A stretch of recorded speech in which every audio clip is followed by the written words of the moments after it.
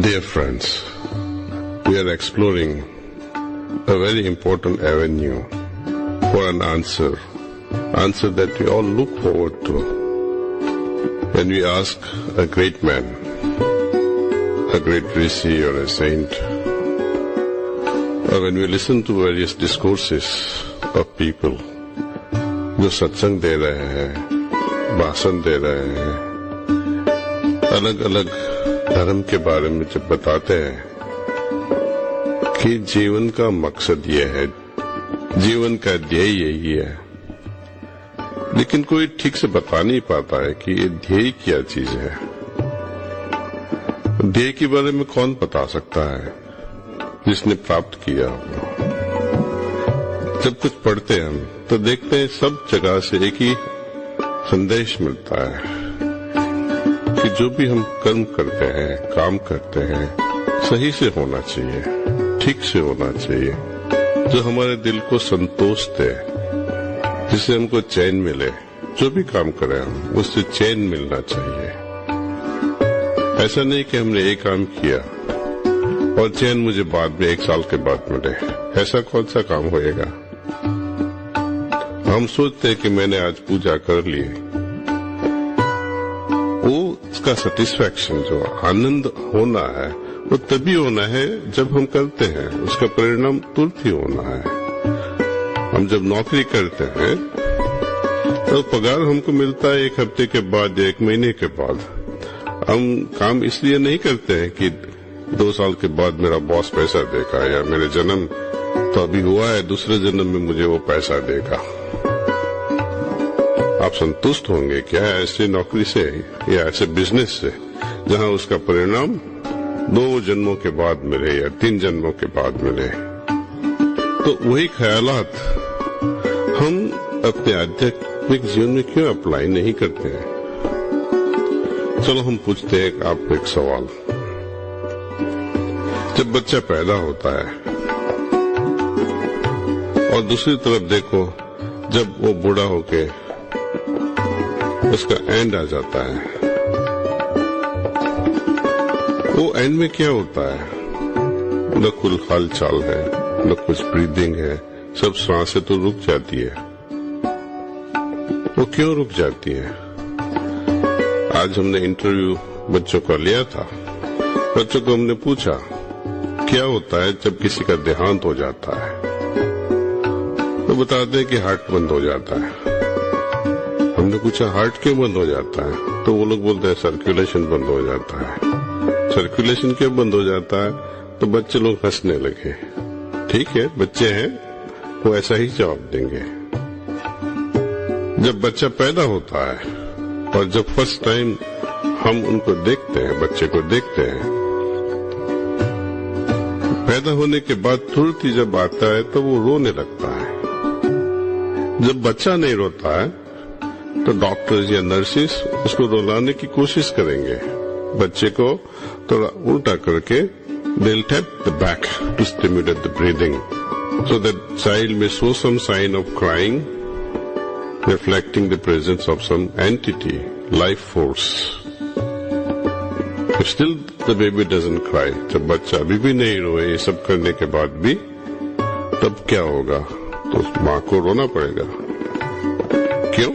क्योंकि जो उसको लाइफ देने वाला था, आत्मा जो है, जीव है, सोल है, जो भी कहो, रूह है, लाइफ फोर्स कहो, जीवन शक्ति कहो, ईश्वर शक्ति कहो, जो भी हो, लेकिन जो आना चाहिए था, जो उसको जीवन दे सकता था, वो नहीं आया। लेकिन जब है, उसका मतलब यह है कि वो आत्मा वो मेरे साथ है, वो तब तक रहेगी जब तक मेरा देहांत होगा। तो मुझको लाइफ देने वाला वो क्या मेरे बाहर है। मेरा आत्मा तो मेरे अंदर ही है। मेरा आत्मा कोई पहाड़ पे नहीं है, मेरा आत्मा कोई हिमालय में नहीं है, मेरा आत्मा कोई नदी में नहीं है, मेरा आत्मा कोई होली प्लेसेस पे भी नहीं है। होली प्लेसेस तो हम बनाते हैं जब मुझ में आत्मा रहेगी। जब मुझ में आत्मा ही नहीं रहेगी तो बनाने वाला कौन रहेगा। मैं ही तो खुद बनाता हूँ ये सब चीज। ये हमको लाइफ देते हैं, वो हमारे साथ होता है, वो कहीं बाहर नहीं होता है, वो हमारे अंदर है, हमारे विपरीत है। और जो हम पूछते हैं कि ईश्वर कहाँ है, तो बाद में हंसने का मन करता है कि भाई जो हमको लाइफ दे रहा है, जो जीवन दे रहा है, वो नहीं होता तो इस क्वेश्चन भी हम नहीं करते। क्या उसका सबूत नहीं है कि हम पूछते हैं, वही उसका सबूत है। एग्जिस्टेंस है जो हमारा, ये लाइफ जो है, वो उसका सबूत है, उनकी प्रेजेंस का सबूत है कि मुझ में है। तो आध्यात्मिकता वही सिखाती है कि आत्मा को अपने अंदर, अपने भीतर देखो, उनका एहसास करो। जब उसका एहसास हो जाता है, बाद में और क्या ज्ञान चाहिए हमें। हमारे धर्म में, हमारे रिलीजन में यही बताते हैं कि ईश्वर सर्वव्यापी है। ये तो ज्ञान है, वाचित नॉलेज है, बुकिश नॉलेज है, किताब का ज्ञान है। ये सब कुछ गलत तो है नहीं, ज्ञान तो सही होता है। लेकिन ये ऐसे ज्ञान से हम क्या संतुष्ट होना चाहिए? जब हमको पता है कि ईश्वर सर्वव्यापी है, लेकिन ये ज्ञान के पीछे हमें एक ऐसा भी मौका मिल जाए, पता लग जाए अनुभव से कि सही में ये ईश्वर मेरे भीतर है, सर्वव्यापी भी है। ये अनुभव होने के बाद क्या और भी सवाल होंगे हमारे पास? हार्टफुलनेस मेडिटेशन जो सहज मार्ग पद्धति हमको सिखाता है, वो यही बताता है जो है सो अंदर है, उसका अनुभव भी कर सकते हैं हम। ये अनुभव, ईश्वरीय अनुभव, उसके पीछे हमें विश्वास की तो जरूरत होती है। तो हम कहेंगे चाहे हो या न हो, लेकिन अपने दिल पे तो आप विश्वास कर सकते हैं। ठीक है, यदि आप दिल पे, अपने दिल पे विश्वास कर सकते हैं तो हम आगे बात कर सकते हैं। साइंटिफिक रूप से आध्यात्मिकता की और आगे कदम लगा सकते हैं। हम कहते हैं कि साइंस और स्पिरिचुअलिटी दोनों का समन्वय हो के हमें आगे बढ़ना है। हमें एक ऐसा अंधा विश्वास नहीं रखना चाहिए।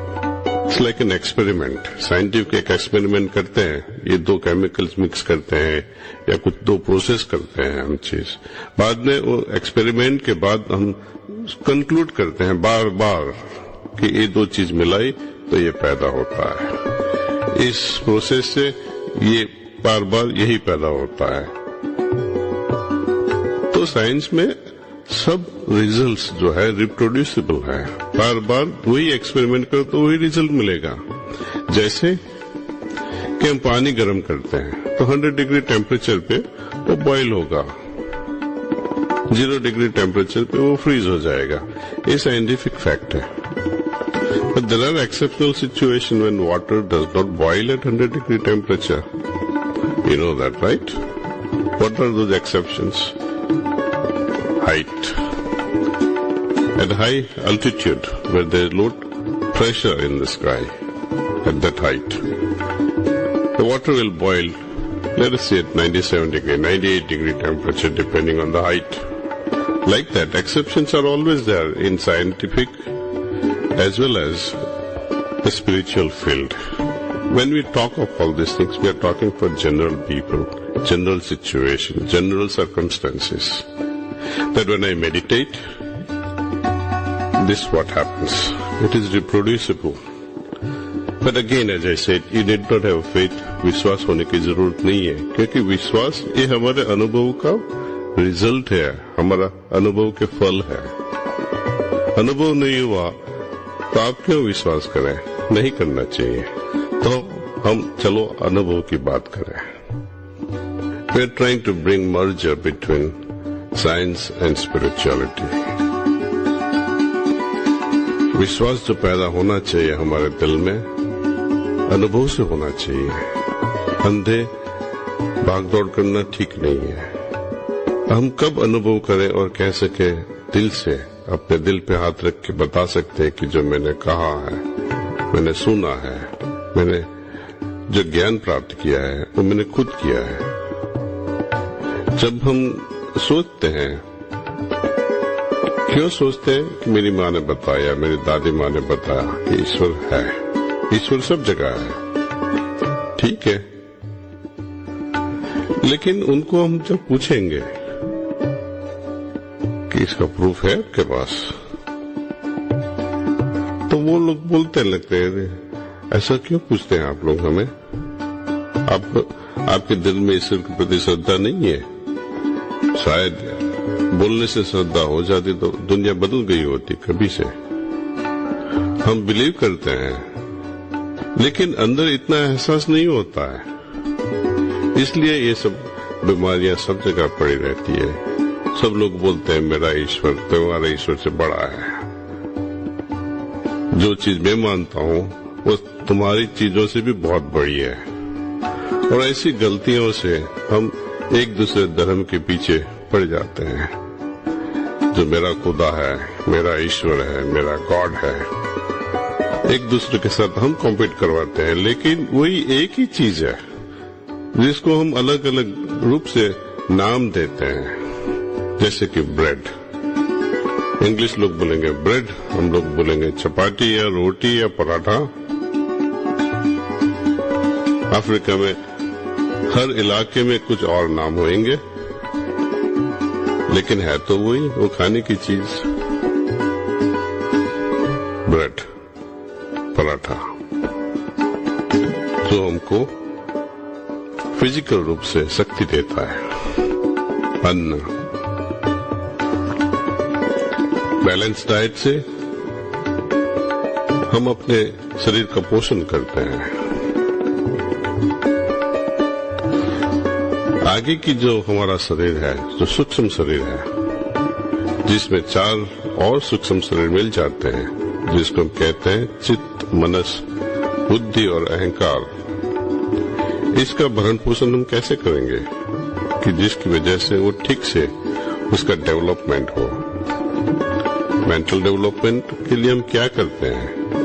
पढ़ाई करते हैं, ठीक है। पढ़ाई से क्या करते हैं? We are only collecting informations. उससे क्या हमारी पढ़ाई हुई? थोड़ी डिसिप्लिन होगी, थोड़े हम स्ट्रिक्ट बनेंगे अपने आप पे, कुछ न कुछ मिल जाता है।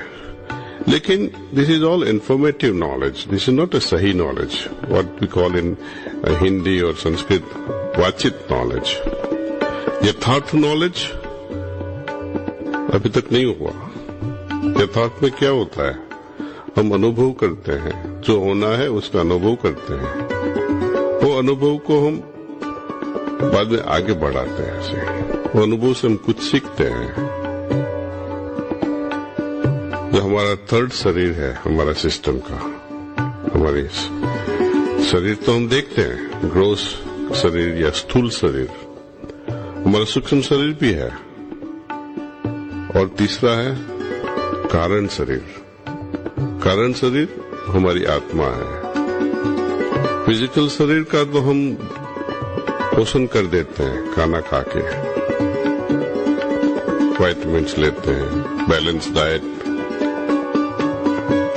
ये मस्तिष्क अपने मन की पुष्टि,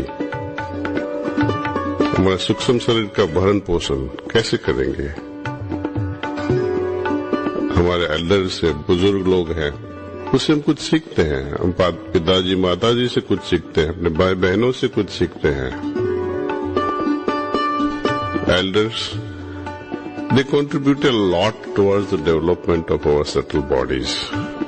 Universities and all those things, I do not deny their role, but they contribute so less in the development of the subtle bodies. Third part, which is our causal body, कारण शरीर, जिसको हम कहते हैं आत्मा की पुष्टि, उसके लिए हम क्या खाना चाहिए, उसका भरण पोषण कैसे करेंगे हम? उपनिषद वेदा में इसका जिक्र किया है। प्राण की पुष्टि प्राण से ही होती है। प्राणस्य प्राणः। ये प्राणाहुति का फ्लो कौन कर सकता है? ऐसा कौन योगी है, सदगुरु है जो हमें प्राणाहुति का फ्लो देके हमारी आत्मा की पुष्टि कर सके।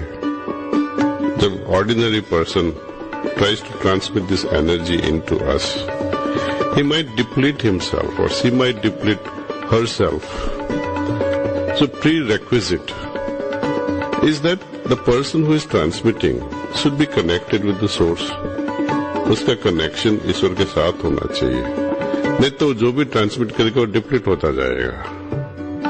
हमारे यहाँ उसका जिक्र किया है कि कई स्टैच्यूज में, कई मूर्तियों में प्राण प्रतिष्ठा की जाए, मूर्तियों में जान दी जाती है। जिसके पास कैपेसिटी है मूर्तियों में जान देने की, प्राणाहुति देने की, मान लिया दे सकते हैं, लेकिन सपोज हम उनको कहें आप मुझे भी थोड़ा ट्रांसमिट कीजिए, मुझे भी उसका अनुभव करवाइए जो आपने मूर्ति को करवाया, मैं भी देख सकता हूँ, मैं भी समझ सकता हूँ, मुझे वो अनुभव करवाइए साहब, तो वो लोग हंसेंगे क्योंकि वो नहीं कर पाते हैं। हम कहेंगे एक ऐसा सिस्टम है, ऐसा गुरु है हमारे साथ, हम कहेंगे आपको मानने की जरूरत नहीं है, लेकिन आप सही दिल से एक साइंटिफिक ढंग से विज्ञान के रूप में अपने आप को आध्यात्मिकता में आगे बढ़ाए।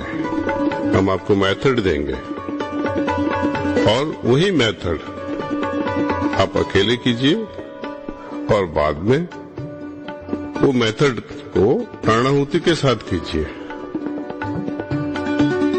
और आप खुद ही देखो कि दोनों अनुभव में कुछ फर्क है क्या। जैसे हम आपको बताएं कि अभी आप ध्यान में बैठो, कैसे करेंगे? हम करते हैं ध्यान ऐसे कि हमारे दिल में ईश्वरीय प्रकाश मौजूद है। आंख बंद करके जनरली हम 20 मिनट, 15 मिनट, आधा घंटा, जो भी ऐसा सुविधा हो, हम बैठते हैं, कोई ख्याल पे अपने माइंड को रेस्ट करते हैं। यही मेडिटेशन है, यही ध्यान है हृदय पे करने का। आप ये अनुभव अपनी डायरी में या पेपर पे लिख दीजिए, वो नहीं हो तो एटलीस्ट मेंटल नोट तो कर सकते हैं कि हमें ऐसा अनुभव हुआ हृदय पे ईश्वरीय प्रकाश का ध्यान करने के बाद। बाद में आप ध्यान कीजिए प्राणाहुति के साथ। कौन प्राणाहुति देगा? आप प्रार्थना कीजिए कि हे ईश्वर, हमें उस ऐसे गुरु की तलाश है, ऐसे गुरु की खोज है, यदि वो सच है मेरे लिए तो उन्हीं से मुझे प्राणाहुति दिलवा दीजिए। आंख बंद करके देखिए क्या होता है। वो जहां भी होगा सद्गुरु, सच्चा गुरु, उसको आवाज मिल जाएगी और आपको वो प्राणाहुति देंगे और आप उसका अनुभव भी करेंगे। बाद में वो हमें पूछना ये गुरु कौन है। अनुभव करने के बाद ये किसने मुझे इतना संतोष दे दिया, किसने मुझे इतना आनंद अपने दिल में दे दिया, किसने मुझे इतना शांत कर दिया सिर्फ इतना ध्यान से, इतनी प्राणाहुति से। 15 मिनट 20 मिनट ही करो और देखो क्या होता है। जैसे हमने बताया, पहला मेडिटेशन आप खुद करो प्राणाहुति के बगैर, उसके बिना करो। बाद में ईश्वर से प्रार्थना करो कि ईश्वर मुझे उस सद्गुरु से वो प्राणाहुति दो जो बोल रहे हैं कि वो देते हैं, वहां से आ जाएगी। इतना आप विश्वास भी न करें, लेकिन इतनी प्रार्थना तो कर सकते हैं और देखो क्या होता है। बाद में विश्वास करें या न करें वो आपकी मर्जी है।